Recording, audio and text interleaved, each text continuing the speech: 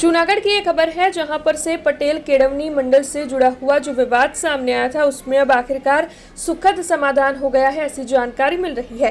दरअसल ये जो पटेल केडवनी मंडल से जुड़ा हुआ विवाद था उसके मद्देनजर अभिभावक मंडल और ट्रस्टियों के बीच में एक बैठक मिली थी जो कि तकरीबन 2 घंटे तक चली थी, जिसमें विभिन्न मुद्दों को लेकर चर्चा की गई थी। जिसके बाद सबसे पहले अभिभावक मंडल की प्रतिक्रिया सामने आई थी और उन्होंने ये बताया था कि इस मामले में अब समाधान हो चुका है और आने वाले वक्त में इस तरीके की घटनाएं ना घटे, इसके मुद्दे पर भी इस दौरान चर्चाएं की गई थी। तब आपको बता दें कि बैठक के अंत में जूनागढ़ के विधायक संजय कोरड़िया की प्रतिक्रिया भी सामने आई और उन्होंने बैठक में समाधान कौन कौन से मुद्दों पर बात करने की बात किया गया है, इस बारे में ज्यादा जानकारी दी। વાલીઓનો હું આભાર વ્યક્ત કરું છું કે વાલીઓએ એવું કર્યું કે ભાઈ સમાજના આગેવાનો જે નિર્ણય કરે એ અમને શિરોમાન્ય છે અને હું તો ધન્યતા અનુભવું છું કે વાલીએ એની એક પોઝિટિવ વાત કરી।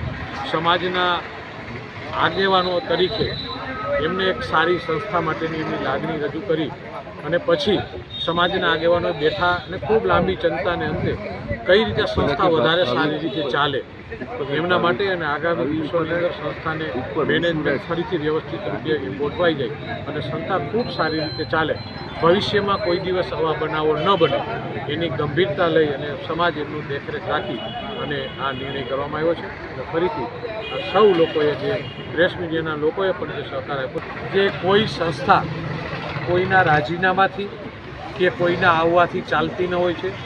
સંસ્થા સમાજની છે, સમાજની વ્યવસ્થાથી ચાલતી હોય છે, એટલે તમામ લોકોથી ચાલે છે। કોઈ એક વ્યક્તિથી સંસ્થા ચાલતી ન હોય છે, આખા સમાજથી ચાલતી હોય છે।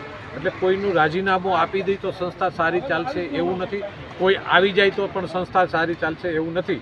બધા સાથે મળી અને સારી રીતે સંસ્થા ચલાવી અને ભવિષ્યમાં કોઈ દિવસ આવા બનાવો ન બને એની કાળજી રાખી એવી તમામ આગેવાનોએ ચર્ચા। રાજીનામાની કોઈ ચર્ચાઓ નથી, સંસ્થા વ્યવસ્થિત ચાલે એમના માટે। મારું નામ જીતુ જસાણી અને આજે અમે વાલી મંડળ તથા અમારા તમામ સમાજના આગેવાનો બધા જ અહીં એકઠા થયા હતા અને જે કાંઈ ઘટના હતી કે જે કાંઈ અમારા પ્રશ્નો હતા તેનું અમારા બધા જ આગેવાનશ્રીઓએ એકદમ પોઝિટિવ રહી અને તમામ ઘટનાનું અને તમામ વાતનો આજે અંત આવ્યો છે અને આ બધું જ સુખદ સમાધાન થઈ ગયું। જે કાંઈ અમારા વડીલોએ નક્કી કર્યું છે એના ઉપર અમને ભરોસો છે। જે કાંઈ અમને કહેવામાં આવ્યું છે કે જે કાંઈ આવતા સમયમાં જે કાંઈ રાજીનામું આપશે એ અમારો અત્યારે અમારું સુખદ અંત આવ્યો છે અમારી ઘટનાનો। કઈ રીતે જય ઉમિયાજી। हमसे जुड़े रहने के लिए हमारे YouTube चैनल को सब्सक्राइब करें और नई वीडियो की नोटिफिकेशन के लिए बेल आइकॉन को दबाएं।